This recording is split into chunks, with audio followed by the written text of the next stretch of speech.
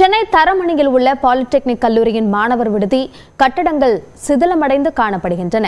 இதனை சீர் செய்ய உயர்கல்வித்துறை நடவடிக்கை எடுக்க வேண்டும் என மாணவர்கள் கோரிக்கை விடுத்துள்ளனர்.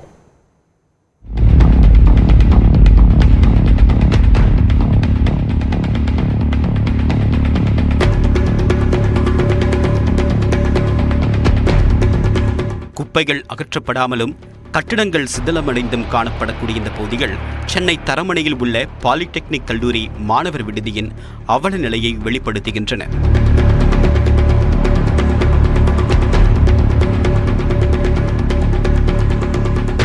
தமிழ்நாடு அரசு உயர்கல்வித்துறையின் தொழில்நுட்ப கல்வி இயக்ககத்தின் கீழ் தமிழ்நாடு முழுவதுமாக 54 பாலிடெக்னிக் கல்லூரிகள் செயல்பட்டு வருகின்றன.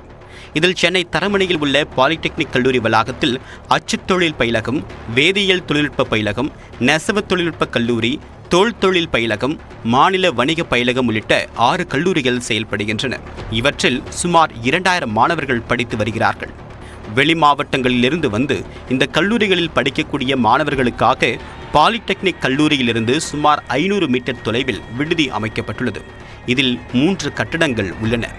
உயர்கல்வித்துறையின் மேற்பார்வையில் இந்த கட்டடம் பராமரிக்கப்பட்டு வருகிறது. பல ஆண்டுகளுக்கு முன்பு கட்டப்பட்ட இந்த கட்டடங்கள் மிகவும் சிதிலமடைந்து காணப்படுகின்றன.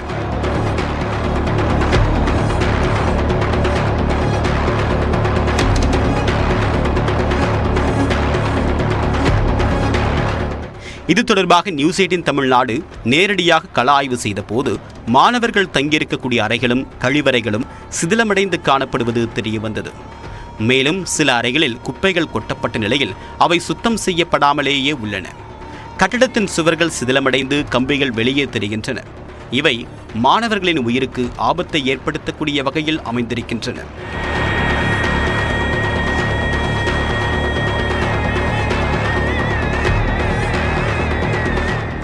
மாதம் 2000 ரூபாய் செலவழித்தாலும் சுகாதாரமான உணவோ முறையான கழிவறை வசதியோ இல்லை என்று மாணவர்கள் வேதனை தெரிவித்தனர். இதேபோல சுகாதாரமான குடிநீர் வசதி இல்லை என்று குறிப்பிட்டதுடன் வளாகம் முழுவதுமாக குப்பை கூலங்கள் சூழ்ந்து இருப்பதாகவும் வேதனை தெரிவிக்கின்றனர். இதனை சரி செய்ய உயர்கல்வித்துறை நடவடிக்கை எடுக்க வேண்டும் என்று மாணவர்கள் கோரிக்கை விடுத்துள்ளனர். நியூஸ் 18 தமிழ்நாடு செய்திகளுக்காக ஒளிப்பதிவாளர் பாண்டியனுடன் செய்தியாளர் சுபாஷ் பிரபு.